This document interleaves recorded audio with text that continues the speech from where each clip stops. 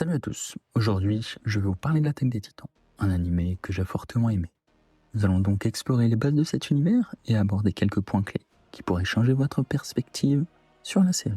Je tiens également à préciser une nouvelle fois que je ne suis pas un expert de l'univers de SNK. Il se peut que je commette des erreurs. Si c'est le cas, n'hésitez pas à l'indiquer en commentaire, afin de permettre à tout le monde de comprendre et à moi-même d'apprendre.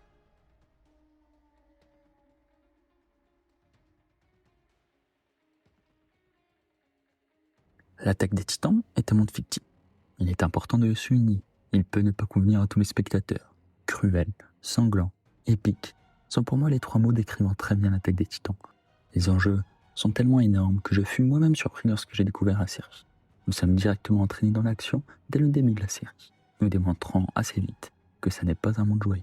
L'humanité vit entourée de trois immenses murailles circulaires pour se protéger des titans, des créatures géantes à l'apparence d'humains, bien qu'ils ne sont pas dotés de paroles ou même de sentiments, n'ayant également pas de parties génitaux permettant de se produire. Ainsi, la question de leur origine est une vraie problématique. Leur objectif est simple, dévorer les humains sans raison. Vous vous doutez donc bien que l'intrigue principale de la série, au début, se développe autour des mystères entourant l'origine des titans.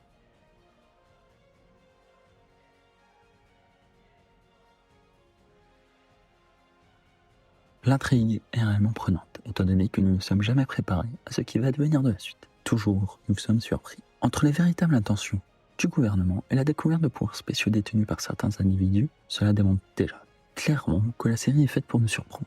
Rajoutez à cela les révélations choquantes sur l'histoire passée de l'humanité, les relations complexes entre personnages, la nature même des titans, tout est réuni pour nous faire comprendre que l'œuvre n'est pas là pour rigoler, mais pour réellement nous raconter une histoire touchante et choquante, déchirant nos cœurs et nous faire exploser de joie lorsque nous nous y attendons pas.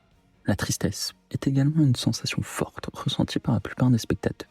Son intrigue complexe, ses rebondissements inattendus et ses personnages nuancés seront vous retenir en haleine et vous divertir, bien que vous risquez de vous y prendre au jeu et de réellement être touché par l'histoire qui nous est racontée.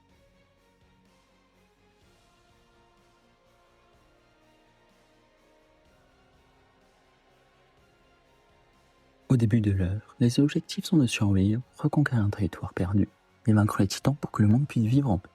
Néanmoins, suite à des rebondissements, ces objectifs sont totalement basculés. Nous découvrons une intrigue politique forte avec une histoire complexe, nous embrouillant et nous faisant poser davantage de questions en se demandant « et après ?» Notre personnage principal, en plus de tout cela, nous porte avec lui dans ses motivations et ses envies, jusqu'à que la politique fasse surface, passer des titans aux humains.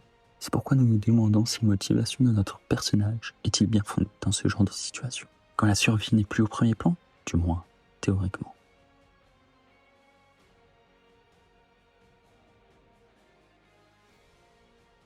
Également, la liberté au cœur du récit.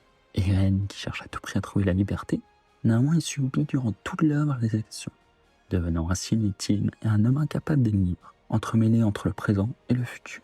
Eren semble totalement privé de sa liberté, connaissant déjà les événements passés et futurs, tous se mêlant les uns entre les autres.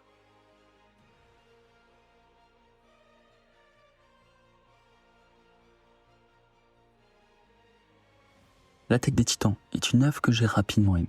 De par l'horreur qu'elle incarne, la survie est la base de l'anime, appréciant littéralement quasiment toutes les saisons de la série, bien que la saison finale fut bien trop longue à mon goût dans le temps.